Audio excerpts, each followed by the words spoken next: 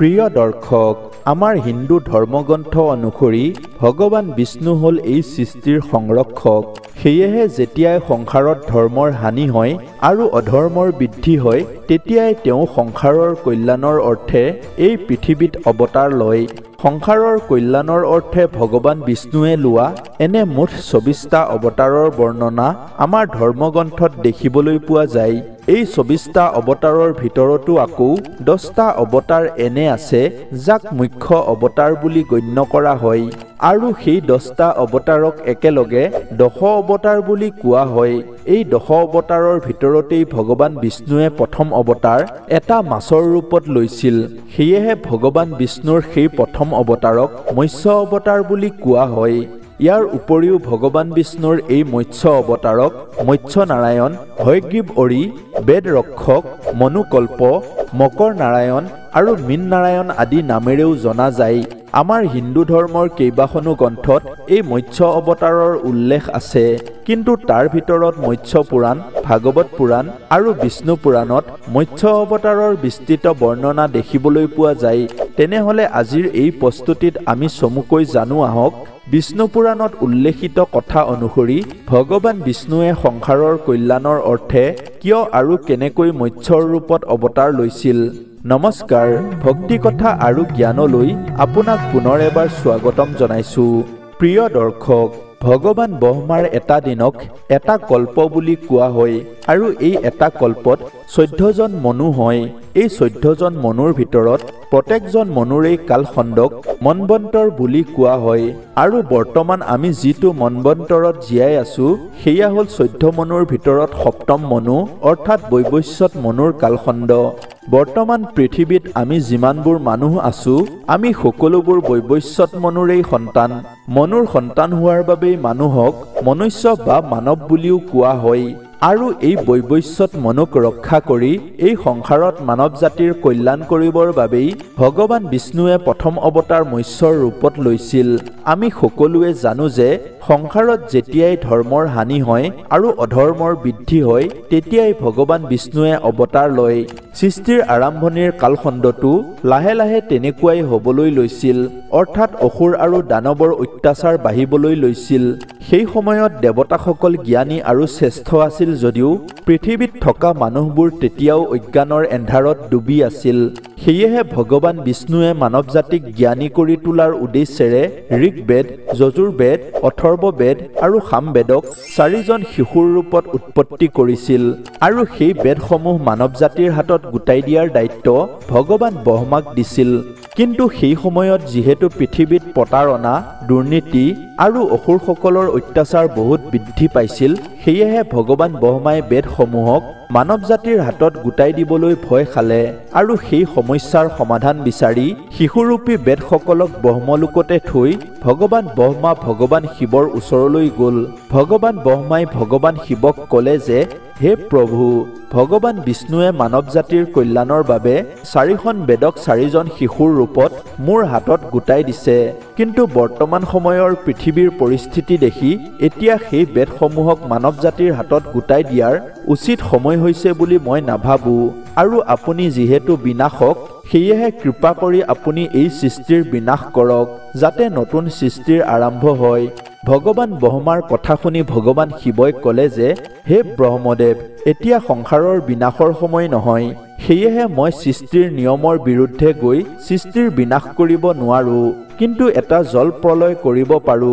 যেনেদৰে স্নান কৰিলে শৰীৰৰ মলিবোৰ নাইকিয়া হয় আৰু শৰীৰ স্বচ্ছ হৈ পৰে, ঠিক তেনেদৰেই জল প্ৰলয়ৰ দ্বাৰাও সমগ্ৰ পৃথিৱী স্বচ্ছ হৈ পৰিব।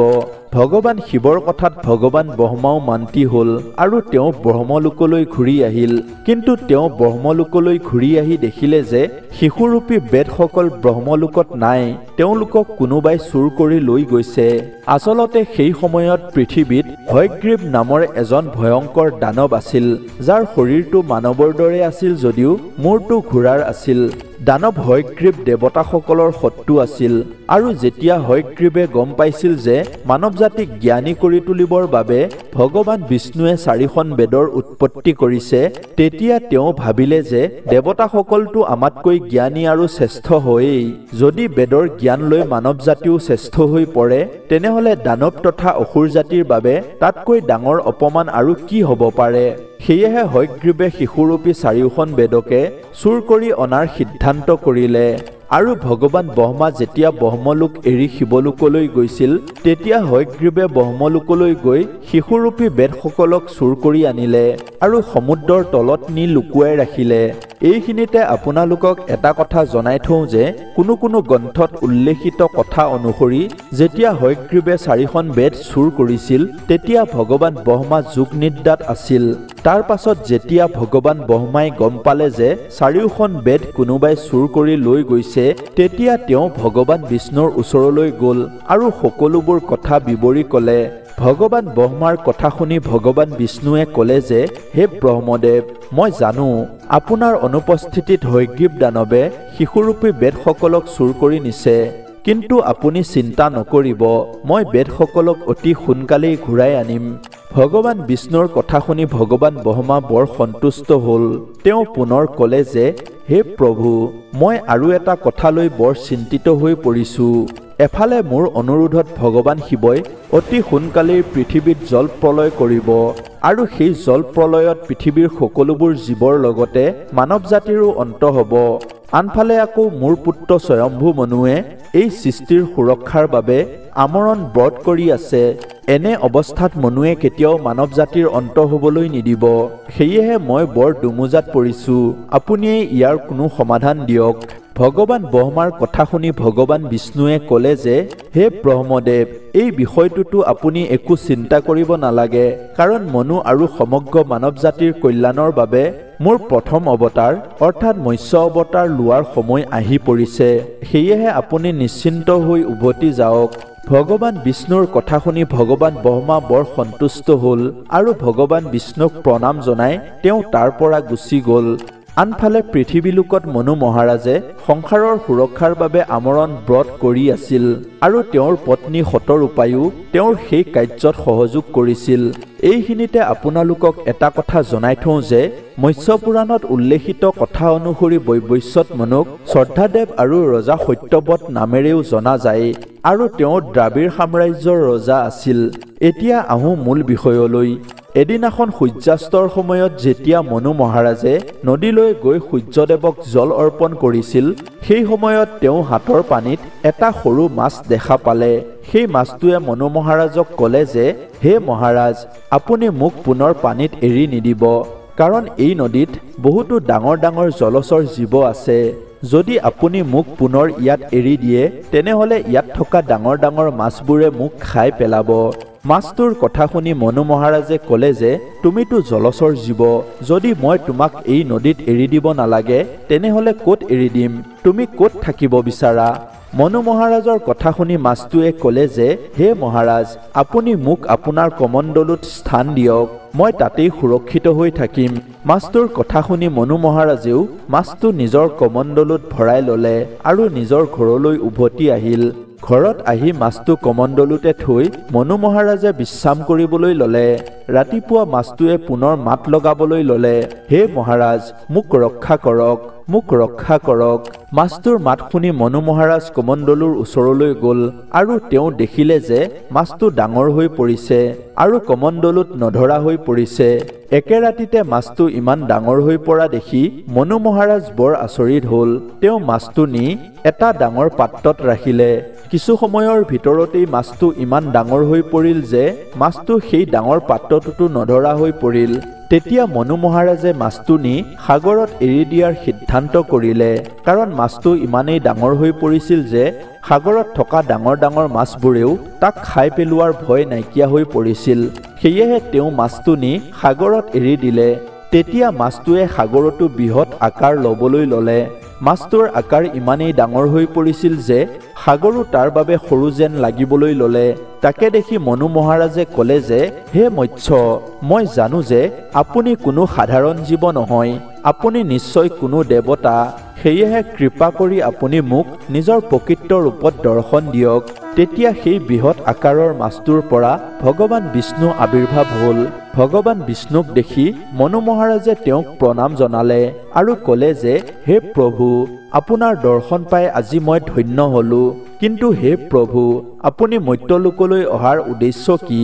মনু মহাৰাজৰ কথা শুনি ভগৱান বিষ্ণুৱে ক'লে যে, হে মনু, যিটো উদ্দেশ্যৰ বাবে আপুনি আমৰণ ব্ৰত কৰি আছে, সেই উদ্দেশ্যৰ বাবেই ময়ো পৃথিৱীলৈ আহিছো। ভগৱান ব্ৰহ্মাৰ অনুৰোধত ভগৱান শিৱই এই পৃথিৱীক স্বচ্ছ কৰাৰ সিদ্ধান্ত লৈছে। আহিব লগা অমাৱস্যাৰ দিনা এই পৃথিৱীত জল প্ৰলয় হ'ব আৰু সমগ্ৰ পৃথিৱী পানীত ডুব যাব। এনেদৰে কৈ ভগৱান বিষ্ণুৱে এখন নাও সৃষ্টি কৰিলে আৰু মনু মহাৰাজক পুনৰ ক'লে যে, জল প্ৰলয়ৰ সময়ত আপুনি আৰু আপোনাৰ পত্নী শতৰূপা এই নাওখনত উঠিব। লগতে সমস্ত পশু পক্ষীৰ এটা এটা যোৰা, সকলো ধৰণৰ বীজ, ঔষধি আৰু সপ্তঋষিসকলকো এই নাওখনতেই উঠাই ল'ব। সেই সময়ত মই মৎস্যৰ ৰূপত আহিম আৰু আপুনি নাওখন মোৰ শিঙত বান্ধি দিব। তেতিয়া মই আপোনালোকৰ নাওখন সুমেৰু পৰ্বতলৈ লৈ যাম। তালৈ গৈ আপুনি এটা নবীন জীৱন নিৰ্মাণ কৰিব লাগিব। এনেদৰে কৈ ভগৱান বিষ্ণু অদৃশ্য হৈ পৰিল আৰু মনু মহাৰাজো ঘৰলৈ উভতি আহিল। ভগৱান বিষ্ণুৱে কোৱাৰ দৰেই তেওঁ পশু পক্ষী, বীজ আৰু ঔষধি আদি গোটাবলৈ ল'লে। আনফালে ভগৱান বিষ্ণুৱে মনু মহাৰাজক এই সকলোবোৰ কৈ মৎস্যৰ ৰূপতেই সমুদ্ৰৰ সেই স্থানলৈ গ'ল য'ত দানৱ হয়গ্ৰীৱে শিশুৰূপী বেদসকলক লুকুৱাই ৰাখিছিল। তাত মৎস্যৰূপী ভগৱান বিষ্ণু আৰু দানৱ হয়গ্ৰীৱৰ মাজত ভয়ংকৰ যুদ্ধ হ'ল। অৱশেষত মৎস্যৰূপী ভগৱান বিষ্ণুৱে হয়গ্ৰীৱক বধ কৰিলে আৰু শিশুৰূপী বেদসকলক ৰক্ষা কৰিলে। তেতিয়া শিশুৰূপী চাৰিওখন বেদ ভগৱান বিষ্ণুৰ মাজত বিলীন হৈ পৰিল। আনফালে যেতিয়া অমাৱস্যাৰ দিন আহি পৰিল, তেতিয়া পৃথিৱীত ভয়ানক জল প্ৰলয় আৰম্ভ হ'ল।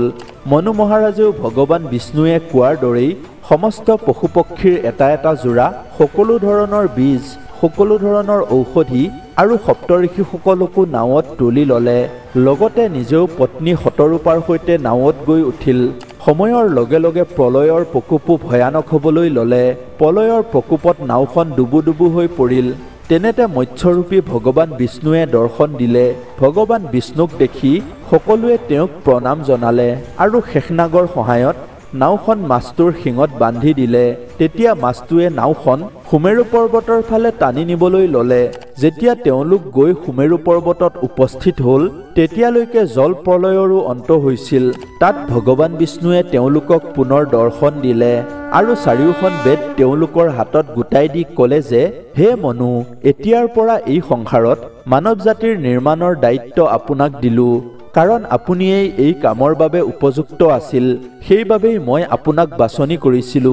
এনেদৰে কৈ ভগৱান বিষ্ণু অদৃশ্য হৈ পৰিল আৰু তেতিয়াৰ পৰাই বৈৱস্বত মনুৱে এই পৃথিৱীত মানৱ নিৰ্মাণৰ কাম আৰম্ভ কৰিলে। বৰ্তমান পৃথিৱীত আমি যিমানবোৰ মানুহ আছো, আমি সকলোবোৰ সেই মনু মহাৰাজ অৰ্থাৎ বৈৱস্বত মনুৰেই সন্তান।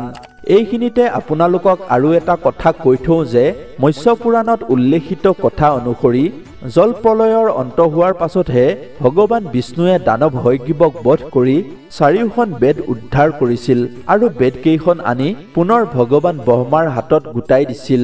এয়াই আছিল ভগৱান বিষ্ণুৰ প্ৰথম অৱতাৰ মৎস্য অৱতাৰৰ কথা। আজিৰ এই প্ৰস্তুতি কেনে লাগিল কমেণ্ট কৰি জনাব আৰু যদি ভাল লাগিল তেনেহলে ভিডিঅ'টো এটা লাইক কৰিব আৰু আপোনাৰ বন্ধুসকলকো শ্বেয়াৰ কৰিব। অন্য এটা প্ৰস্তুতিৰ সৈতে আপোনালোকক পুনৰ লগ পোৱাৰ প্ৰতিশ্ৰুতিৰে আজিলৈ বিদায় দিয়ক। ধন্যবাদ। জয় শ্ৰীকৃষ্ণ।